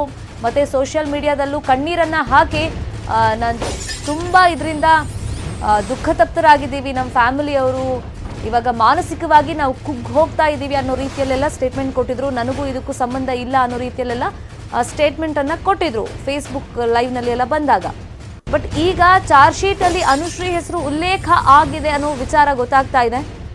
ಇಲ್ಲಿ ಆರೋಪಿನೇ ಈಗ ಸ್ಟೇಟ್ಮೆಂಟ್ ಕೊಟ್ಟಾಗ, ಅಂದ್ರೆ ವಿಚಾರಣೆ ಸಂದರ್ಭದಲ್ಲಿ ಆತ ಏನೆಲ್ಲ ಹೇಳಿರ್ತಾನೆ ಅದನ್ನೆಲ್ಲ ಉಲ್ಲೇಖ ಮಾಡಲೇಬೇಕಾಗುತ್ತೆ ಚಾರ್ಜ್ ಶೀಟ್ ನಲ್ಲಿ. ಹಾಗಾಗಿ ಈಗ ಆಂಕರ್ ಕಮ್ ನಟಿ ಅನುಶ್ರೀ ಹೆಸರು ಕೂಡ ಈಗ ಚಾರ್ಜ್ ಶೀಟ್ ನಲ್ಲಿ ಉಲ್ಲೇಖ ಆಗಿದೆ. ಆತನ ಹೇಳಿಕೆ ಪ್ರಕಾರ ಈಗ ಅಮಲಿನ ಸುಳಿಯಲ್ಲಿ ನಟಿ ಅನುಶ್ರೀ ಸಿಕ್ಕಾಕೊಂಡ್ ಬೀಳ್ತಾರ ಅನ್ನೋದು ಒಂದು. ಮತ್ತೆ ರಿಯಾಲಿಟಿ ಶೋ ಟೈಮ್ ನಲ್ಲಿ ಪಾರ್ಟಿಗಳು ಅರೇಂಜ್ ಆಗ್ತಾ ಇತ್ತು. ಆಗ ಅನುಶ್ರೀನು ಬರ್ತಾ ಇದ್ರು. ಡ್ರಗ್ ಸೇವನೆ ಮಾಡಿದ್ದಾರೆ, ಸಾಕಷ್ಟು ಬಾರಿ ಡ್ರಗ್ ಸೇವನೆ ಆಗಿದೆ ಅಂತ ಹೇಳಿ ಎರಡನೇ ಆರೋಪಿ ಕಿಶೋರ್ ಶೆಟ್ಟಿ ಅಮನ್ ಪೊಲೀಸರ ಮುಂದೆ ಬಾಯ್ ಬಿಟ್ಟಿದ್ದಾನೆ. ಹಾಗಾಗಿ ಸಿಸಿಬಿ ಅವರು ರೆಡಿ ಮಾಡಿರುವಂತ ಚಾರ್ಜ್ ಶೀಟ್ ನಲ್ಲಿ ಅನುಶ್ರೀ ಹೆಸರು ಕೂಡ ಉಲ್ಲೇಖ ಆಗಿದೆ ಅಂತ ಹೇಳಲಾಗ್ತಾ ಇದೆ. ಸೊ ಇದೀಗ ಅನುಶ್ರೀಗೆ ಯಾವ ತರ ಮುಳುವಾಗುತ್ತೆ, ಉರುಳಾಗುತ್ತೆ ಅನ್ನೋದನ್ನ ನೋಡ್ಬೇಕಾಗುತ್ತೆ. ಇನ್ನು ಯಾರೆಲ್ಲ ಹೆಸರುಗಳನ್ನ ಆತ ಬಾಯ್ ಬಿಟ್ಟಿದ್ದಾನೆ ಅನ್ನೋದು ಕೂಡ ಕುತೂಹಲ ಇದ್ದೇ ಇದೆ. ಯಾಕಂದ್ರೆ ಇಲ್ಲಿ ಚಾರ್ಜ್ ಶೀಟ್ ನಲ್ಲಿ ಕೆಲ ಸಾಕ್ಷಿಗಳನ್ನು ಕೂಡ ಉಲ್ಲೇಖ ಮಾಡಬೇಕಾಗತ್ತೆ. ಈಗ ಯಾರೋ ಹೆಸರು ಹೇಳ್ಬಿಟ್ರು ಅಂದ ತಕ್ಷಣ ಈ ತರ ಚಾರ್ಜ್ ಶೀಟ್ ನಲ್ಲಿ ಉಲ್ಲೇಖ ಮಾಡೋಕೆ ಬರಲ್ಲ. ಯಾಕಂದ್ರೆ ಹಿಂದೆ ಮುಂದೆ ವಿಚಾರಣೆ ಮಾಡಿನೇ ಸಿಸಿಬಿ ಅಧಿಕಾರಿಗಳು ಈಗ ಚಾರ್ಜ್ ಶೀಟ್ ರೆಡಿ ಮಾಡಿರ್ತಾರೆ. ಯಾಕಂದ್ರೆ ಈ ಡ್ರಗ್ ಕೇಸ್ ಇರ್ಬೋದು, ನಾವು ಆಗ್ಲೇ ನೋಡಿದಾಗೆ ಕಳೆದ ಒಂದು 2 ವರ್ಷಗಳ ಹಿಂದೆ ನಾವು ನೋಡಿದಂಗೆ ದೊಡ್ಡ ಮಟ್ಟದಲ್ಲಿ ಹೈಪ್ ಅನ್ನ ಪಡ್ಕೊಂಡಿತ್ತು. ಯಾಕಂದ್ರೆ ದೊಡ್ಡವ್ರ ಹೆಸರು ಕೇಳಿ ಬರ್ತಾ ಇತ್ತು. ಇವಾಗ ಹಿಡ್ದಿರೋದು ಚಿಕ್ಕ ಮೀನುಗಳನ್ನ, ದೊಡ್ಡ ತಿಮಿಂಗಿಲಗಳು ಇನ್ನೂ ಇದೆ. ಇದರಲ್ಲಿ ರಾಜಕೀಯ ಪ್ರಭಾವ ಇದೆ, ರಾಜಕಾರಣಿಗಳ ಮಕ್ಕಳು ಇದ್ದಾರೆ ಕೆಲವೊಂದಿಷ್ಟು ಜನ, ಇನ್ನು ದೊಡ್ಡ ಸೆಲೆಬ್ರಿಟೀಸ್ ಕೂಡ ಇದ್ದಾರೆ, ಸ್ಟಾರ್ ಹೀರೋಸ್ ಇದ್ದಾರೆ, ಹೀರೋಯಿನ್ಸ್ ಇದ್ದಾರೆ. ಇಂಥದ್ದೆಲ್ಲ ಚರ್ಚೆಗಳ ಆಗ್ತಾ ಇತ್ತು. ಆದ್ರೆ ಯಾರು ಕೂಡ ಬಹಿರಂಗವಾಗಿ ಹೆಸರುಗಳನ್ನ ಉಲ್ಲೇಖ ಮಾಡೋದಕ್ಕೆ ಇಷ್ಟಪಡ್ತಾ ಇರಲಿಲ್ಲ. ಇದೇ ವಿಚಾರವಾಗಿ ಮತ್ತಷ್ಟು ಮಾಹಿತಿಯನ್ನ ಕೊಡೋದಕ್ಕೆ ಫೋನ್ ಸಂಪರ್ಕದಲ್ಲಿ ಜಾಯಿನ್ ಆಗಿದ್ದಾರೆ ನಮ್ಮ ಮಂಗಳೂರು ರಿಪೋರ್ಟರ್ ಕಿಶನ್ ಶೆಟ್ಟಿ. ಕಿಶನ್ ಶೆಟ್ಟಿ, ಈಗ ಆಗ್ಲೇ ನೀವು ಹೇಳ್ದಂಗೆ ಹೆಸರು ಉಲ್ಲೇಖ ಆಗಿದೆ ಅನ್ನೋ ವಿಚಾರ ಗೊತ್ತಾಯಿತು. ಬಟ್ ಅದೀಗ ಚಾರ್ಜ್ ಶೀಟ್ ಕೋರ್ಟಿಗೆ ಪ್ರೊಡ್ಯೂಸ್ ಮಾಡಿದಾರ ಇಲ್ವಾ ಅದ್ರ ಬಗ್ಗೆ ಒಂದಿಷ್ಟು ಕ್ಲಾರಿಫಿಕೇಶನ್ ಇನ್ನೂ ಕೂಡ ಬೇಕಾಗಿದೆ ಅನ್ನೋ ತರ ನೀವು ಹೇಳ್ತಾ ಇದ್ರಿ, ಇನ್ಫಾರ್ಮೇಶನ್ ಕೊಡ್ತಾ ಇದ್ರಿ. ಈಗ ಲೇಟೆಸ್ಟ್ ಅಪ್ಡೇಟ್ ಏನೆಲ್ಲ ಸಿಗ್ತಾ ಇದೆ ಈ ಚಾರ್ಜ್ ಶೀಟ್ ವಿಚಾರವಾಗಿ, ಅದರಲ್ಲೂ ಅನುಶ್ರೀ ಹೆಸರು ಉಲ್ಲೇಖ ಆಗಿರೋದ್ರ ಬಗ್ಗೆ? ಶರ್ಮಿತಾ, ಮಂಗಳೂರಿನ ಸಿಸಿಬಿ ಪೊಲೀಸ್ ಹೇಳೋ ಪ್ರಕಾರವಾಗಿ ಅವರು ಈಗಷ್ಟೇ ಕೊಟ್ಟಿರುವಂತಹ ಮಾಹಿತಿ ಪ್ರಕಾರವಾಗಿ ಆ ಹೇಳಿಕೆ ಏನಿದ್ದು 2007ರಲ್ಲಿ ಕಿಶೋರ್ ಅಮನ್ ಮತ್ತೆ ಅನುಶ್ರೀ ಅವರು ಮಾಡಿರುವಂತಹ ಪಾರ್ಟಿಯ ಬಗ್ಗೆ ಆತ ಕೊಟ್ಟಿರುವಂತಹ ಹೇಳಿಕೆಯನ್ನ ಯಥಾವತ್ತಾಗಿ ಚಾರ್ಜ್ ಶೀಟ್ ಅಲ್ಲಿ ಫೈಲ್ ಮಾಡಿದ್ದೇವೆ. ಇದರಲ್ಲಿ ನೇರವಾಗಿ ಅನುಶ್ರೀ ಆರೋಪಿಯನ್ನ ಹೆಸರನ್ನು ನಾವೆಲ್ಲೂ ಕೂಡ ಉಲ್ಲೇಖ ಮಾಡಿಲ್ಲ ಅನ್ನೋದನ್ನ ಸಿಸಿಬಿ ಪೊಲೀಸರೀಗ ಸ್ಪಷ್ಟಪಡಿಸಿರುವಂತದ್ದು. ನಾವು ಚಾರ್ಜ್ ಶೀಟ್ ಅಲ್ಲಿ ಏನ್ ಕಾಣ್ತಾ ಇದ್ದೇವೆ, ಅನುಶ್ರೀ ಅವರ ಹೆಸರಿದೆ. ಕಿಶೋರ್ ಅಮನ್ ಹಲವು ಸಂದರ್ಭಗಳನ್ನ ಇಟ್ಕೊಂಡು ಅನುಶ್ರೀ ಅವರು ನಮ್ಮ ಜೊತೆ ಇದ್ರು. ಮತ್ತೆ ಡ್ಯಾನ್ಸ್ ಕೊರಿಯೋಗ್ರಾಫರ್ ವಿಚಾರದಲ್ಲಿ ಕೂಡ ನಾವು ಒಟ್ಟಿಗೆ ಡ್ರಗ್ಸ್ ಅನ್ನ ಸೇವಿಸಿದೆ ಮಾಹಿತಿಯನ್ನು ಕೂಡ ಹೇಳ್ತಾ, ಇದು ಕಿಶೋರ್ ಅಮನ್ ತನಿಖೆಯ ವೇಳೆ ಕೊಟ್ಟಿರುವಂತಹ ಮಾಹಿತಿ. ಪೊಲೀಸರು ತನಿಖೆಯನ್ನ ಮಾಡ್ತಿರುವಂತ ವೇಳೆಯಲ್ಲಿ ಅವನು ಕೊಟ್ಟಿರುವಂತಹ ಮಾಹಿತಿ. ಈ ಘಟನೆಯಲ್ಲಿ ಆಗಿರುವಂತದ್ದು ಸುಮಾರು 2007 ಮತ್ತು 2008ನೇ ಇಸವಿ ಅವಧಿಯಲ್ಲಿ. ಸಿಸಿಬಿ ಪೊಲೀಸರು ಈ ಡ್ರಗ್ಸ್ ಕೇಸನ್ನ ಹ್ಯಾಂಡಲ್ ಮಾಡಿರುವಂತದ್ದು ಸುಮಾರು 2020ನೇ ಇಸವಿಯಲ್ಲಿ. ಸುಮಾರು 10-13 ವರ್ಷಗಳ ಗ್ಯಾಪ್ ಕೂಡ ಇರುತ್ತೆ. ಹಾಗಾಗಿ ಅನುಶ್ರೀ ಅವರು 2007ರಲ್ಲಿ ಡ್ರಗ್ಸ್ ಅನ್ನ ತೆಗೆದುಕೊಂಡಿದ್ದಾರಾ ಇಲ್ವಾ ಅನ್ನೋದನ್ನ 2020ರಲ್ಲಿ ಅದನ್ನ ಟೆಸ್ಟ್ ಮಾಡಕ್ಕಾಗಲ್ಲ. ಹಾಗಾಗಿ ನೇರವಾಗಿ ಅನುಶ್ರೀ ಆರೋಪಿ ಅಂತ ಎಲ್ಲೂ ಕೂಡ ಚಾರ್ಜ್ ಶೀಟ್ ಅಲ್ಲಿ ಪೊಲೀಸರು ಹೇಳಿಲ್ಲ. ಈ ಹೇಳಿಕೆ ಏನಿದೆ ಅದು ಕೇವಲ ತನಿಖೆಯಲ್ಲಿ ಕಿಶೋರ್ ಅಮನ್ ಕೊಟ್ಟಿರುವಂತಹ ಹೇಳಿಕೆ ಮಾತ್ರ ಆಗಿರುವಂತದ್ದು. ಮತ್ತು ಪೊಲೀಸರು ಹೇಳೋ ಪ್ರಕಾರವಾಗಿ 2007ರಿಂದ 2020ರ ತನಕ ಯಾವುದೇ ರೀತಿಯಾಗಿ ಫೋನ್ ಸಂಪರ್ಕ ಕೂಡ ಅನುಶ್ರೀ ಮತ್ತು ಈ ಆರೋಪಿಗಳ ನಡುವೆ ಇರಲಿಲ್ಲ. ಹಾಗಾಗಿ ನೇರವಾಗಿ ಅನುಶ್ರೀಯನ್ನ ಡ್ರಗ್ಸ್ ಆರೋಪಿ ಅಂತ ಹೇಳೋಕೆ ಸಾಧ್ಯ ಇಲ್ಲದನ್ನ ಸಿಸಿಬಿ ಪೊಲೀಸರು ಮತ್ತೊಮ್ಮೆ ಸ್ಪಷ್ಟವಾಗಿ ಹೇಳಿದ್ದಾರೆ. ಹಾಗಾಗಿ ನಾವಿವತ್ತು ಏನು ಚಾರ್ಜ್ ಶೀಟ್ ಅಲ್ಲಿ ಅನುಶ್ರೀ ಅವರ ಹೆಸರನ್ನ ನೋಡ್ತಾ ಇದ್ದೀವಿ, ಇದು ಕೇವಲ ಆರೋಪಿಗಳು ತನಿಖೆ ವೇಳೆಯಲ್ಲಿ ಕೊಟ್ಟಿರುವಂತ ಮಾಹಿತಿಯ ಅಷ್ಟೇ ಅನ್ನೋದನ್ನ ಸಿಸಿಬಿ ಪೊಲೀಸರು ಸದ್ಯಕ್ಕೆ ಹೇಳ್ತಾ ಇರುವಂತದ್ದು ಶರ್ಮಿತಾ. ಬಟ್ ಈಗ ಮತ್ತೆ ವಿಚಾರಣೆಗೆ ಕರೆಸೋದು, ಯಾಕಂದ್ರೆ ಲಾಸ್ಟ್ ಟೈಮೇ ನಾವು ಹೇಳಿದ್ವಿ ಇದೇ ಆರೋಪಿ ಕೊಟ್ಟಂತ ಸ್ಟೇಟ್ಮೆಂಟ್ ಆಧಾರದ ಮೇಲೆ ಅನುಶ್ರೀ ಅವರನ್ನ ವಿಚಾರಣೆಗೆ ಕರೆಸಿದ್ರು. ಅನುಶ್ರೀ ಕೂಡ ಹೇಳಿದ್ರು ಮತ್ತೊಮ್ಮೆ ವಿಚಾರಣೆ ಕರೆದ್ರೆ ನಾನು ಬರ್ತೀನಿ, ಸಹಕಾರ ಕೊಡ್ತೀನಿ ಅಂತೆಲ್ಲ ಹೇಳಿದ್ರು. ಬಟ್ ಈಗ ಚಾರ್ಜ್ ಶೀಟ್ ಅಲ್ಲಿ ಹೆಸರು ಉಲ್ಲೇಖ ಆಗಿರೋದಂತೂ ಗ್ಯಾರಂಟಿ ಆಗ್ತಿದೆ. ಬಟ್ ಆರೋಪಿ ಅಂತ ಏನು ಪೊಲೀಸರು ಅಧಿಕೃತ ಪಡಿಸ್ತಾ ಇಲ್ಲ, ಅಫಿಷಿಯಲ್ ಆಗಿ ಹೇಳ್ತಾ ಇಲ್ಲ. ಈಗ ಮತ್ತೆ ಏನಾದ್ರು ವಿಚಾರಣೆ ಕರೆಸೋದ್ರ ಬಗ್ಗೆ ಏನಾದ್ರು ಇನ್ಫಾರ್ಮೇಶನ್ ಸಿಗ್ತಾ ಇದೆಯಾ? ವಿಚಾರಣೆ ನಡೆಸುವಂತ ಸಾಧ್ಯತೆಗಳು ಕೂಡ ಏನಿದೆ. ಯಾಕಂದ್ರೆ ಪೊಲೀಸರು ಚಾರ್ಜ್ ಶೀಟ್ ಅನ್ನು ಕೋರ್ಟಿಗೆ ಸಬ್ಮಿಟ್ ಆದ್ಮೇಲೆ ಮತ್ತೆ ಅನುಶ್ರೀ ಅವರ ತನಿಖೆ ಕೂಡ ಆಗ್ಬೋದು. ಆ ತನಿಖೆ ಎಷ್ಟು ಮಟ್ಟಿಗೆ ಆಗ್ಬೋದು ಅಂತ ಹೇಳಿದ್ರೆ, ಮುಂದೆ ಚಾರ್ಜ್ ಶೀಟ್ ಅಲ್ಲಿ ಯಾರು ಅಂದ್ರೆ ಡ್ರಗ್ಸ್ ಸೇವನೆ ಅಥವಾ ಡ್ರಗ್ಸ್ ಮಾರಾಟ ಪ್ರಕರಣದಲ್ಲಿ ಬೇರೆ ಯಾರಾದ್ರೂ ಆರೋಪಿಗಳು ಇದ್ದಾರ ನಿಟ್ಟಿನಲ್ಲಿ ಮಾಹಿತಿಯನ್ನು ಪಡೆಯೋಕೆ ಪೊಲೀಸರು ತನಿಖೆಯನ್ನು ಮಾಡಬಹುದು. ಇವರಿಗೆ ಅನುಶ್ರೀ ಅವರಿಗೆ ಸಮನ್ಸನ್ನ ಮತ್ತೆ ಕೂಡ ಕೊಡ್ಬೋದು. ಆದ್ರೆ ಅನುಶ್ರೀಯನ್ನ ಆರೋಪಿ ಅಂತ ಹೇಳೋಕೆ ಇಲ್ಲಿ ಎಲ್ಲೂ ಕೂಡ ಒಂದೇ ಒಂದು ಕ್ಲೂ ಕೂಡ ಇಲ್ಲ. ಯಾಕಂದ್ರೆ ಅವನ ಹೇಳಿಕೆಯನ್ನ ಆಧರಿಸಿ ಅನುಶ್ರೀಯನ್ನ ಆರೋಪಿ ಅಂತ ಬಿಂಬಿಸಲಿಕ್ಕೆ ಕೂಡ ಸಾಧ್ಯ ಆಗ್ತಾ ಇಲ್ಲ. ಹಾಗಾಗಿ ಸದ್ಯ ಪೊಲೀಸರು ಕೊಟ್ಟಿರುವಂತ ಮಾಹಿತಿ ಪ್ರಕಾರವಾಗಿ ತನಿಖೆಯ ಎಲ್ಲ ಆಯಾಮಗಳನ್ನ ನಾವು ಒಂದು ಚಾರ್ಜ್ ಶೀಟ್ ಅಲ್ಲಿ ಫೈಲ್ ಮಾಡಿ ಅದನ್ನ ಕೋರ್ಟಿಗೆ ಪ್ರೊಡ್ಯೂಸ್ ಮಾಡಿದೀವಿ. ಕೋರ್ಟ್ ಮುಂದೆ ಏನೆಲ್ಲ ನಿರ್ಧಾರ ಕೈಗೊಳ್ಳುತ್ತೆ ಅನ್ನೋದನ್ನ ಕಾದು ನೋಡ್ಬೇಕಾಗಿದೆ. ಕೋರ್ಟ್ ಸೂಚಿಸಿದ್ರೆ ಅನುಶ್ರೀಗೆ ಮತ್ತೆ ನೋಟಿಸ್ ಕೊಡೋದಾಗಿ ಈಗ ಪೊಲೀಸರು ಹೇಳ್ತಾ ಇರುವಂತದ್ದು ಶರ್ಮಿತಾ. ಬಟ್ ಕಿಶನ್, ಈಗ ಕಿಶೋರ್ ಶೆಟ್ಟಿ ಹೇಳಿರೋ ಪ್ರಕಾರ ಅನುಶ್ರೀ ಬರೀ ಡ್ರಗ್ ಸೇವನೆ ಮಾಡ್ತಾ ಇದ್ರು ಆಗ 2007-8 ಅಂತ ಆತ ಸ್ಟೇಟ್ಮೆಂಟ್ ಅಲ್ಲಿ ಹೇಳಿರೋದಾ ತನಿಖೆ ಮಾಡಿದಂತ ಟೈಮ್ ನಲ್ಲಿ, ಅಥವಾ ಈ ಡ್ರಗ್ ಸಪ್ಲೈ ಬಗ್ಗೆನೂ ಏನಾದ್ರೂ ಅನುಶ್ರೀ ಹೆಸರು ಉಲ್ಲೇಖ ಆಗಿದೆಯಾ? ಇದ್ರ ಬಗ್ಗೆ ಏನಾದ್ರೂ ಇನ್ಫಾರ್ಮೇಶನ್ ಸಿಕ್ಕಿದೆಯಾ? ಆ ಚಾರ್ಜ್ ಶೀಟ್ ಅಲ್ಲಿ ಕಿಶೋರ್ ಅಮ್ಮನ ಹೇಳಿಕೆಯನ್ನ ಗಮನಿಸಿ ಹೋದ್ರೆ ಖಾಸಗಿ ಚಾನೆಲ್ ಒಂದು ಡ್ಯಾನ್ಸ್ ರಿಯಾಲಿಟಿ ಶೋಸ್ ಆಗ್ತಾ ಇತ್ತು. ಅದಕ್ಕೆ ಅನುಶ್ರೀ ಅವರು ನನ್ನ ಜೊತೆ ಮತ್ತು ಇನ್ನೊಬ್ಬ ಆರೋಪಿ ತರುಣ್ ಜೊತೆ ಕೊರಿಯೋಗ್ರಫಿಯನ್ನು ಪಡ್ಕೊಳ್ತಾ ಇದ್ರು. ಲೇಟ್ ನೈಟ್ ತನಕ ತರುಣ್ ಮನೆಯಲ್ಲಿ ನಾವು ಡ್ಯಾನ್ಸ್ ಪ್ರಾಕ್ಟೀಸ್ ಅನ್ನ ಮಾಡ್ತಾ ಇದ್ವಿ. ಈ ಸಂದರ್ಭದಲ್ಲಿ ಊಟದ ನಂತರವಾಗಿ ನಾವು ಡ್ರಗ್ಸ್ ಅನ್ನ ತೆಗೆದುಕೊಳ್ತಾ ಇದ್ವಿ ಹೇಳಿಕೆಯನ್ನ ಕೂಡ ಚಾರ್ಜ್ ಶೀಟ್ ಅಲ್ಲಿ ಹೇಳಿರುವಂತದ್ದು. ಇದರಲ್ಲಿ ಇನ್ನೊಂದು ಅಂಶವನ್ನು ಕೂಡ ಕಿಶೋರ್ ಹೇಳಿರುವಂತದ್ದು, ಇದಕ್ಕೆ ಡ್ರಗ್ಸ್ ಅನ್ನ ಬೇಕಾದಲ್ಲಿ ಆ ಪಿಲ್ಸ್ ಗಳನ್ನ ಅನುಶ್ರೀ ಅವರೇ ಮನೆಗೆ ತಂದು ಕೊಡ್ತಾ ಇದ್ರು ಎಂಬ ಹೇಳಿಕೆಯನ್ನು ಕೂಡ ಕೊಟ್ಟಿರುವಂತದ್ದು. ಈ ಹೇಳಿಕೆ ಸಾಕಷ್ಟು ಇಂಪಾರ್ಟೆಂಟ್ ಅನ್ನ ಈ ಪ್ರಸಂಗದಲ್ಲಿ ಬಂದ್ಕೊಳ್ಳುತ್ತೆ. ಅನುಶ್ರೀಗೆ ಅಷ್ಟು ಸುಲಭದಲ್ಲಿ ಎಷ್ಟು ಡ್ರಗ್ಸ್ ಸಿಗುತ್ತೆ, ಅಷ್ಟಿಗೆ ಎಲ್ಲಿಂದ ತರ್ತಾ ಇದ್ದ ಮಾಹಿತಿ ಸದ್ಯಕ್ಕೆ ಕಾಣ್ಬೇಕಾಗತ್ತೆ. ಹಾಗಾಗಿ ಪೊಲೀಸರು ಈ ಹೇಳಿಕೆಯನ್ನು ಆಧರಿಸಿ ತನಿಖೆಯನ್ನ ಮುಂದುವರಿಸುವಂತ ಸಾಧ್ಯತೆಗಳು ಕೂಡ ಇರುವಂತದ್ದು ಶರ್ಮಿತಾ. ಅಂದ್ರೆ ಈಗ ಕೊರಿಯೋಗ್ರಾಫರ್ ಆಗಿ ಇವರಿಬ್ರು ಕೆಲಸ ಮಾಡ್ತಿದ್ದಂತ ಟೈಮ್ ನಲ್ಲಿ ಅನುಶ್ರೀ ಅವರೇ ತರಿಸ್ತಾ ಇದ್ರು ಅಂತನ ಡ್ರಗ್ಸ್ ಇವ್ರು ಹೇಳಿರೋದು? ಹೌದು. ಈಗ ಕಿಶೋರ್ ಅಮ್ಮನ ಹೇಳಿಕೆ ಪ್ರಕಾರವಾಗಿ ಲೇಟ್ ನೈಟ್ ತನಕ ತರುಣ್ ಮನೆಯಲ್ಲಿ ಡ್ಯಾನ್ಸ್ ಪ್ರಾಕ್ಟೀಸ್ ಆಗ್ತಾ ಇತ್ತು. ಊಟದ ಸಂದರ್ಭದಲ್ಲಿ ನಾವು ಡ್ರಗ್ಸ್ ಅನ್ನ ತೆಗೆದುಕೊಳ್ತಾ ಇದ್ವಿ. ಈ ಡ್ರಗ್ಸ್ ಅನ್ನ ಅನುಶ್ರೀ ಅವರು ತರ್ತಾ ಇದ್ರು, ಎಲ್ಲಿಂದ ತರ್ತಾ ಇದ್ರು, ಯಾರು ಕೊಡ್ತಾ ಇದ್ರು ಎಂಬ ಮಾಹಿತಿ ಇಲ್ಲ. ಆದ್ರೆ ಅನುಶ್ರೀ ಅವರು ಡ್ರಗ್ಸ್ ಪಿಲ್ಸ್ ಗಳನ್ನ ರೂಮ್ಗೆ ತರ್ತಾ ಇದ್ರು. ನಾವು ಮೂವರು ಸೇರಿ ಒಟ್ಟಿಗೆ ಸೇವನೆ ಮಾಡ್ತಾ ಇದ್ವಿ ಎಂಬ ಹೇಳಿಕೆಯನ್ನ ಆರೋಪಿ ಕೊಟ್ಟಿರುವಂತದ್ದು ಶರ್ಮಿತಾ. ಫೈನ್. ಈ ಸ್ಟೇಟ್ಮೆಂಟ್ ಆಧಾರದ ಮೇಲೆ ಇವಾಗ ಮತ್ತೊಬ್ಬರನ್ನು ಕೂಡ ವಿಚಾರಣೆ ಮಾಡಬೇಕಾಗುತ್ತೆ. ಕೊರಿಯೋಗ್ರಾಫರ್ ಯಾರು ಕೆಲಸ ಮಾಡಿದ್ದಾರೆ ಆ ಟೈಮ್ ನಲ್ಲಿ ರಿಯಾಲಿಟಿ ಶೋ ನಲ್ಲಿ ಅಂತ. ಸೊ ಆತನ ಹೇಳಿಕೆನೂ ಇಂಪಾರ್ಟೆಂಟ್ ಆಗುತ್ತೆ. ಈಗ ಚಾರ್ಜ್ ಶೀಟ್ ಅಲ್ಲಿ ಮೆನ್ಷನ್ ಮಾಡಿದ್ದಾರೆ ಅಂತಂದ್ರೆ ಒಂದಿಷ್ಟು ಸಾಕ್ಷಿ ಸಂಗ್ರಹ ಕೂಡ ಮಾಡಿರಬೇಕಾಗುತ್ತೆ. ನೀವು ಹೇಳ್ದಂಗೆ ಇವಾಗ 10-12 ವರ್ಷ ಆಗೋಗ್ಬಿಟ್ಟಿದೆ. ಆ ಥರದ ಸಾಕ್ಷಿಗಳು ಟೆಸ್ಟ್ ರೂಪದಲ್ಲಿ ಸಿಗೋದು ಕಮ್ಮಿ ಅಂತ ಕಾಣಿಸುತ್ತೆ. ನೋಡೋಣ, ಎಕ್ಸ್ಪರ್ಟ್ಗಳನ್ನ ಮಾತನಾಡಿಸೋ ಪ್ರಯತ್ನ ಮಾಡಿದಾಗ ತಿಳ್ಕೊಳ್ಳೋ ಪ್ರಯತ್ನ ಮಾಡೋಣ ನಾವು ಆ ಬಗ್ಗೆ ಇನ್ಫಾರ್ಮೇಶನ್. ಬರೀ ಈಗ ಸ್ಟೇಟ್ಮೆಂಟ್ ಆಧಾರದ ಮೇಲೆ ಚಾರ್ಜ್ ಶೀಟ್ ಆಗಿರೋದು, ಅದಕ್ಕೆ ಬೇಕಾದಂತ ಸಾಕ್ಷಿಗಳು ಲಭ್ಯ ಇಲ್ಲ ಅಂತ ಕಾಣಿಸುತ್ತೆ ಕಿಶನ್. ಹೌದು ಶರ್ಮಿತಾ, ಇವಾಗ್ಲೇ ಹೇಳಿದ ಪ್ರಕಾರವಾಗಿ ಸುಮಾರು 2007 ಮತ್ತು 2008ನೇ ಆಸುಪಾಸಿನಲ್ಲಿ ನಡೆದಿರುವಂತಹ ಘಟನೆ.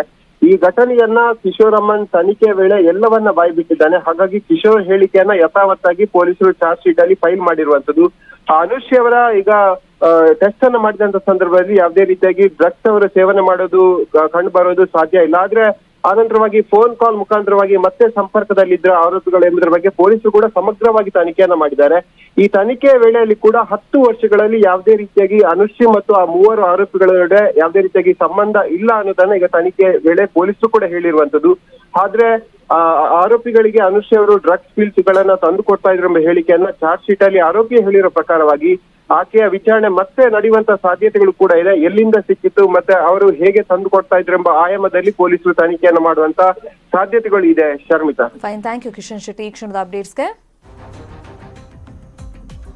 ಇನ್ನು ಡ್ರಗ್ಸ್ ಸೇವನೆ ಬಗ್ಗೆ ಅನುಶ್ರೀ ಒಂದು ಸ್ಟೇಟ್ಮೆಂಟ್ ಅನ್ನ ಕೊಟ್ಟಿದ್ರು. ಆರೋಪ ಕೇಳಿ ಬಂದಿದ್ದಾಗ ಅನುಶ್ರೀ ಫೇಸ್ಬುಕ್ ನಲ್ಲಿ ವಿಡಿಯೋವನ್ನ ಹರಿಬಿಟ್ಟಿದ್ರು. ಆ ಟೈಮ್ನಲ್ಲಿ ಅನುಶ್ರೀ ಹೇಳಿದ್ದೇನು ಈಗ ನೋಡಿ, ನಾನು ಡ್ರಗ್ಸ್ ಸೇವನೆ ಮಾರಾಟ ಮಾಡಿಲ್ಲ, ನಾನು ಪಾರ್ಟಿಗಳಿಗಷ್ಟೇ ಹೋಗ್ತೀನಿ ಅಂತ ಫೇಸ್ಬುಕ್ ನಲ್ಲಿ ವಿಡಿಯೋವನ್ನ ಅನುಶ್ರೀ ಪೋಸ್ಟ್ ಮಾಡಿದ್ರು. ಈಗ ಯಾಕಂದ್ರೆ ಅನುಶ್ರೀ ಆ ಟೈಮ್ನಲ್ಲಿ ಏನು ಸ್ಟೇಟ್ಮೆಂಟ್ ಕೊಡ್ತಾರೆ ಬಹಿರಂಗವಾಗಿ ಅದು ತುಂಬ ಇಂಪಾರ್ಟೆಂಟ್ ಆಗಿತ್ತು. ಮತ್ತೆ ಅನುಶ್ರೀ ಹೆಸರು ಕೇಳಿ ಬಂದಿದ್ರಿಂದ ಆ ಟೈಮ್ನಲ್ಲಿ ವಿಚಾರಣೆಗೆ ಯಾವಾಗ ಹೋಗ್ತಾರೆ, ಅವರಿಗೆ ನೋಟಿಸ್ ಬಂದಿದೆ ಅಂತ ಗೊತ್ತಿತ್ತು, ಯಾವಾಗ ಹೋಗ್ತಾರೆ ಏನು ಎತ್ತ ಕುತೂಹಲ ಎಲ್ಲ ಆ ಟೈಮ್ನಲ್ಲಿ ಇತ್ತು. ಯಾಕಂದರೆ ಸಾಕಷ್ಟು ಜನರು ಹೀರೋಯಿನ್ಸ್ ಹೆಸರು ಕೂಡ ಆ ಟೈಮ್ನಲ್ಲಿ ಕೇಳಿ ಬಂದಿತ್ತು. ರಾಗಿಣಿ, ಸಂಜನಾ ಅವ್ರದ್ದೆಲ್ಲ ಅರೆಸ್ಟ್ ಕೂಡ ಆಗಿತ್ತು. ಹಾಗಾಗಿ ಇನ್ನೂ ಆ ಜಾಲದಲ್ಲಿ ಯಾರೆಲ್ಲ ಇದ್ದಾರೆ ಅನ್ನೋ ಕುತೂಹಲ ಇದ್ದಾಗ ಒಂದು ಹೈಪನ್ನು ಪಡ್ಕೊಂಡಿತ್ತು ಕೇಸ್. ಆ ಟೈಮ್ನಲ್ಲಿ ಅನುಶ್ರೀ ಹೆಸರು ಕೇಳಿ ಬಂದಾಗ ಅವ್ರ ಮನೆಯಿಂದ ಹೊರಗಡೆ ಬರ್ತಾ ಇರಲಿಲ್ಲ, ಕುಟುಂಬದಲ್ಲಿ ತುಂಬ ಮಾನಸಿಕವಾಗಿ ಹಿಂಸೆ ಅನುಭವಿಸ್ತಾ ಇದ್ದೀವಿ ಅಂತೆಲ್ಲ ಫೇಸ್ಬುಕ್ನಲ್ಲಿ ಹೇಳ್ಕೊಂಡಿದ್ರು.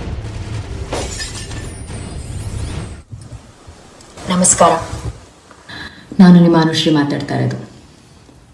ಸೆಪ್ಟೆಂಬರ್ 24, 2020 ನನ್ನ ಜೀವನದ ಯಾವ ಘಟ್ಟದಲ್ಲೂ ನಾನು ಮತ್ತೆ ನೆನೆಸ್ಕೊಳ್ಳೋಕ್ಕೆ ಇಷ್ಟಪಡದಿರೋಂಥ ಒಂದು ದಿವಸ. 12 ವರ್ಷಗಳ ಹಿಂದೆ ನಾನು ಒಂದು ಡಾನ್ಸ್ ರಿಯಾಲಿಟಿ ಶೋ ಅಲ್ಲಿ ವಿನ್ ಆದಾಗ ನಾನು ಅವತ್ತು ಅಂದ್ಕೊಂಡಿರಲಿಲ್ಲ ಮತ್ತೆ ಅದೇ ದಿನ ನನಗೆ ಮುಂದೆ ಜೀವನದಲ್ಲಿ ಮುಳ್ಳಾಗಿ ಬರುತ್ತೆ ಅಂತ ಹೇಳಿ.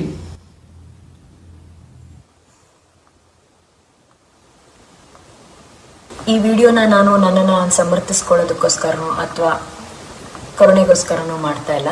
ಎಲ್ಲರೂ ತಮ್ಮ ತಮ್ಮ ಅಭಿಪ್ರಾಯಗಳನ್ನು ಸುತ್ತಮುತ್ತ ಹೇಳ್ತಾ ಇದ್ದಾರೆ. ಈ ಅಭಿಪ್ರಾಯ ನನ್ನ ಬಗ್ಗೆನೇ ಮಾತಾಡ್ತಾ ಇರೋದ್ರಿಂದ, ನನ್ನ ಬಗ್ಗೆ ಇರೋದ್ರಿಂದ ಈ ವಿಡಿಯೋವನ್ನು ಮಾಡ್ತಾ ಇರೋದು. ನೋಟಿಸ್ ಬಂದಿದ್ದು ನನಗೆ ಬೇಜಾರಾಗಿಲ್ಲ. CCB ಕಚೇರಿಗೆ ಹೋದ ಮಾತ್ರಕ್ಕೆ ನಾನು ಅಪರಾಧಿ ಅಥವಾ ಆರೋಪಿ ಅಂತ ಆಗೋದಿಲ್ಲ. ಆ ವಿಚಾರವನ್ನು ನನ್ನನ್ನು ಬಿಂಬಿಸಿದ ರೀತಿ ನನಗೆ ತುಂಬ ನೋವು ಮಾಡ್ತು. ಆ್ಯಕ್ಚುಲಿ ನೋವು ತುಂಬ ಸಣ್ಣ ಪದ.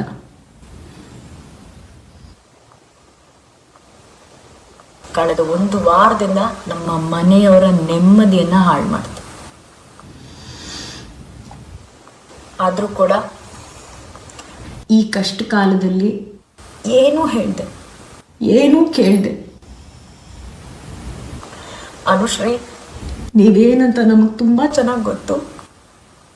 ನಿಮ್ಮ ಮೇಲೆ ನಮಗೆ ಅಪಾರವಾದ ನಂಬಿಕೆ ಇದೆ ಅಂತ ನನ್ನ ಜೊತೆ ನಿಂತಹ ಎಲ್ಲ ಕನ್ನಡಿಗರಿಗೆ ನನ್ನ ತುಂಬ ಹೃದಯದ ದೊಡ್ಡ ಧನ್ಯವಾದಗಳು. ಇದನ್ನು ನಾನು ಯಾವತ್ತೂ ಮರೆಯೋದಿಲ್ಲ. ಕಳೆದ 1 ವಾರದಿಂದ ನಮ್ಮ ಮನೆಯವರ ನೆಮ್ಮದಿಯನ್ನು ಹಾಳು ಮಾಡ್ತು. ಆದರೂ ಕೂಡ ಈ ಕಷ್ಟ ಕಾಲದಲ್ಲಿ ಏನೂ ಹೇಳಿದೆ, ಏನೂ ಕೇಳಿದೆ. ಅನುಶ್ರೀ, ನೀವೇನಂತ ನಮಗೆ ತುಂಬ ಚೆನ್ನಾಗಿ ಗೊತ್ತು. ನಿಮ್ಮ ಮೇಲೆ ನಮಗೆ ಅಪಾರವಾದ ನಂಬಿಕೆ ಇದೆ ಅಂತ ನನ್ನ ಜೊತೆ ನಿಂತಹ ಎಲ್ಲ ಕನ್ನಡಿಗರಿಗೆ ನನ್ನ ತುಂಬ ಹೃದಯದ ದೊಡ್ಡ ಧನ್ಯವಾದಗಳು. ಇದನ್ನು ನಾನು ಯಾವತ್ತೂ ಮರೆಯೋದಿಲ್ಲ. Thank you.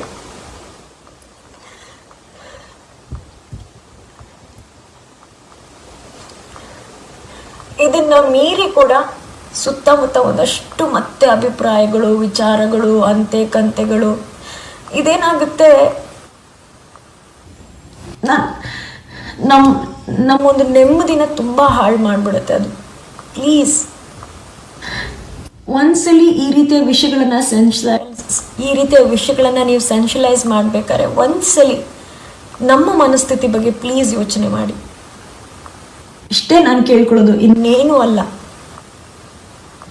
ಮತ್ತೊಮ್ಮೆ ಮಗದೊಮ್ಮೆ ಈ ಕಷ್ಟದ ದಿನಗಳಲ್ಲಿ ನನಗೆ ನೆರಳಾಗಿ ನಿಂತಹ ನನ್ನ ಟೀಮ್ ಆಗಿರ್ಬೋದು, ನನ್ನ ಫ್ಯಾಮಿಲಿ ಆಗಿರ್ಬೋದು, ನನ್ನ ಸ್ನೇಹಿತರಾಗಿರ್ಬೋದು, ನನ್ನ ಸಂಸ್ಥೆ, ನನಗೆ ಅನ್ನವಿಟ್ಟ ಸಂಸ್ಥೆ ಜಿ ಕುಟುಂಬ ವಾಹಿನಿ ಆಗಿರ್ಬೋದು, ಅವರೆಲ್ರಿಗೂ ಧನ್ಯವಾದಗಳು. ಈ ಒಂದು ಸಿಚುವೇಶನ್ನ ಅರ್ಥ ಮಾಡಿಕೊಂಡು ನನ್ನನ್ನು ಸಪೋರ್ಟ್ ಮಾಡ್ತಾ ಇರುವಂಥ ಎಲ್ಲ ಮಾಧ್ಯಮದವರಿಗೆ ಧನ್ಯವಾದಗಳು. Thank you so much. And ಮತ್ತೊಮ್ಮೆ ನಾನು ಕಡೆಯದಾಗ ಒಂದು ವಿಷಯ ಹೇಳೋಕ್ಕೆ ಇಷ್ಟಪಡ್ತೀನಿ. ಈ ಹೆಸರು ಕನ್ನಡಿಗರು ನೀವು ಕೊಟ್ಟಿದ್ದು. ಇದಕ್ಕೆ ಧಕ್ಕೆ ಬರುವಂಥ ಯಾವ ಕೆಲಸವನ್ನು ನಾನು ಮಾಡಿಲ್ಲ, ನಾನು ಮುಂದಕ್ಕೆ ಮಾಡೋದು ಇಲ್ಲ. ಇದೇ ವಿಚಾರವಾಗಿ ಮತ್ತಷ್ಟು ಇನ್ಫಾರ್ಮೇಶನ್ ನಿಮ್ಮ ಮುಂದೆ ಇಡ್ತೀವಿ. ಚಿಕ್ಕದೊಂದು ಬ್ರೇಕ್ ಆದ್ಮೇಲೆ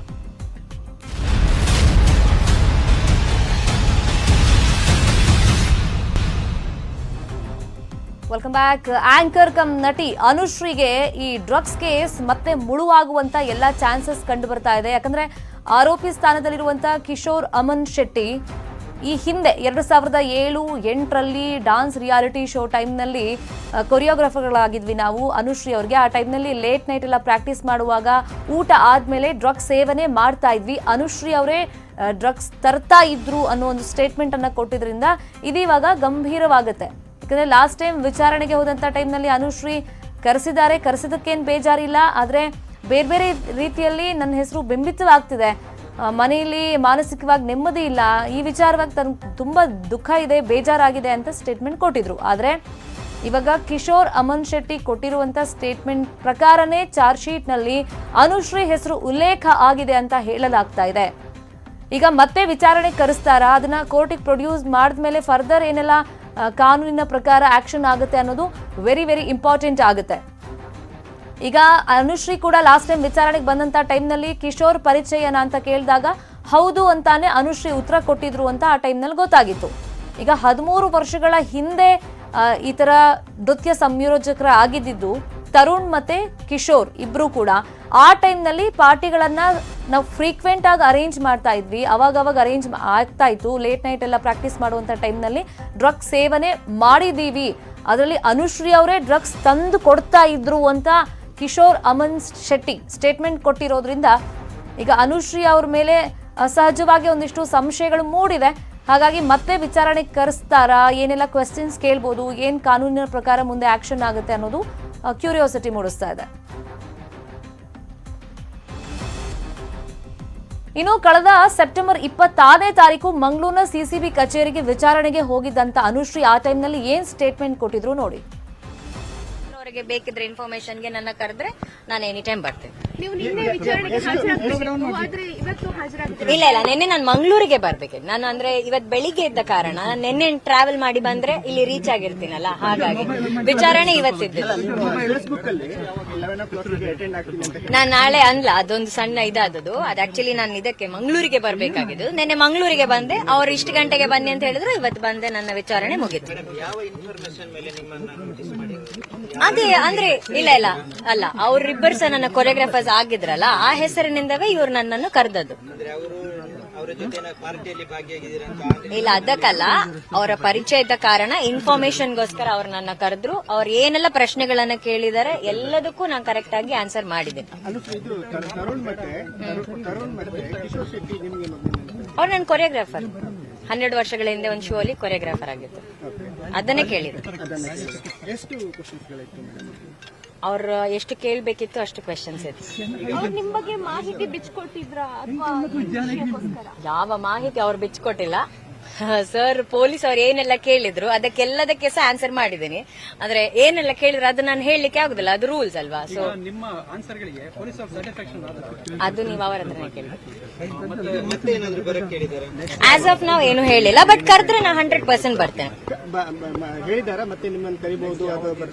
ಈಗ ಸದ್ಯಕ್ಕೇನು ಹೇಳಿಲ್ಲ, ಬಟ್ ಕರೆದ್ರೆ ನೀವು ಬರ್ಬೇಕಂತ ಹೇಳಿದ್ರು, ಕರೆದ್ರೆ. ಸೊ ನಾನು ಕರೆದ್ರೆ ನಾನು ಬರ್ತೇನೆ. ಇಲ್ಲ ಅದು ಅವ್ರು ಏನ್ ಪ್ರಶ್ನೆಗಳನ್ನ ಕೇಳಿದ್ರೆ ನಾನು ಅದಕ್ಕೆ ಉತ್ತರ ಕೊಟ್ಟೆ. 12 ವರ್ಷಗಳ ಮುಂಚೆಂದು ಕೊರಿಯೋಗ್ರಾಫರ್ ಅವ್ರು, ಆಗ ಅವ್ರು ಏನ್ ಮಾಡ್ತಿದ್ರು ನಮ್ಗೆ ಇಲ್ಲ ಇಲ್ಲ.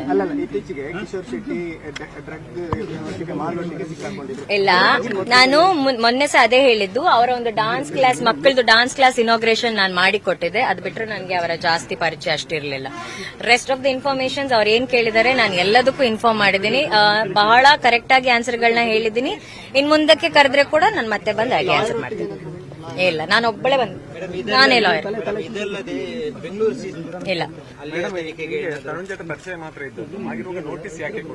ಅಲ್ಲ, ಪರಿಚಯ ಇದ್ದಾಗ ಒಂದ್ ಹೆಸರು ಬಂದಾಗ ವಿಚಾರಣೆ ಟೈಮಲ್ಲಿ ಹೌದು, ಅವರೊಟ್ಟಿಗೆ ನಾನು ಒಂದು 6 ತಿಂಗಳು ಕೊರಿಯೋಗ್ರಫಿಯಲ್ಲಿ ಇರ್ಬೇಕಾದ್ರೆ ಪರಿಚಯ ಇದ್ದೇ ಇರ್ತದಲ್ಲ. ಸೊ ಹಾಗಾಗಿ ಅವ್ರ ಹೆಸರು ಹೇಳಿದಾಗ ಬಂದಿರ್ತದೆ. 12 ವರ್ಷದ ಮುಂಚೆ. ಹೌದು. ಅದು ಬಿಟ್ಟು ಇತ್ತೀಚೆಗೆ ಯಾವುದೇ ಸಂಪರ್ಕ ಇರಲಿಲ್ಲ, ಫೋನ್ ಮುಖಾಂತರ ಆದ್ರೂ ಅಲ್ಲ. ಆತರ ಎಲ್ಲ ಯಾರ ಹತ್ರನೂ ನಾನು ಜಾಸ್ತಿ ಟಚ್ ಅಲ್ಲೆಲ್ಲ ಇರುದಿಲ್ಲ ಸರ್. ಅವ್ರ ಸರ್ ಅಲ್ಲಿ ಏನೇನ್ ಪ್ರಶ್ನೆಗಳನ್ನ ಕೇಳಿದ್ರು, ಹೇಗೆ ಪರಿಚಯ, ಎಲ್ಲವನ್ನ ಅವ್ರು ಕೇಳಿದ್ರು, ಎಲ್ಲವನ್ನ ನಾವು ಹೇಳಿದೆ.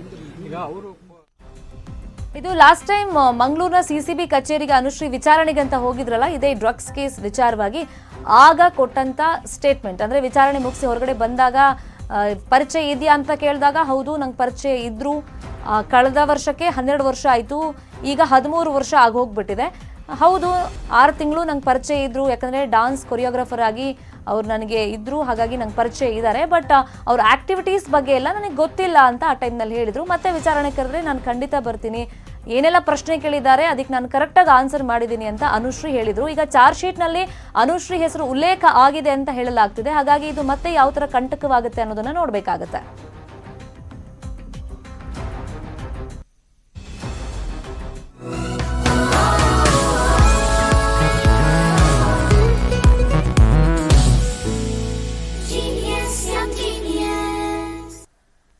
ಕಳೆದ ವರ್ಷ ನ್ಯೂಸ್ 18 ಹಾಗೂ ಬೈಜು ಸೇರಿ ಯಂಗ್ ಜೀನಿಯಸ್ ಎಂಬ ವಿಶೇಷ ಅಭಿಯಾನ ಮಾಡಿತು. ದೇಶದಾದ್ಯಂತ ಮಕ್ಕಳ ಪ್ರತಿಭೆ ಅನಾವರಣ ಮಾಡುವುದಕ್ಕೆ ವೇದಿಕೆಯನ್ನ ಕಲ್ಪಿಸಿಕೊಟ್ಟಿತು.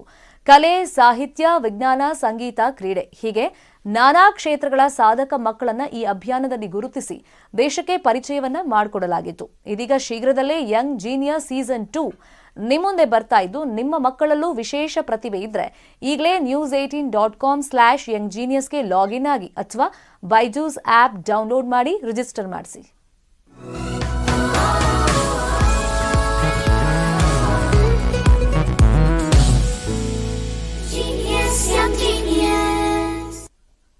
ಇದು ಸದ್ಯದ ನ್ಯೂಸ್ ಅಪ್ಡೇಟ್ಸ್. ನೋಡ್ತಾ ಇರಿ ನ್ಯೂಸ್ 18 ಕನ್ನಡ. ಜಾಲ ನಮ್ಮದು, ಬಲ ನಿಮ್ಮದು.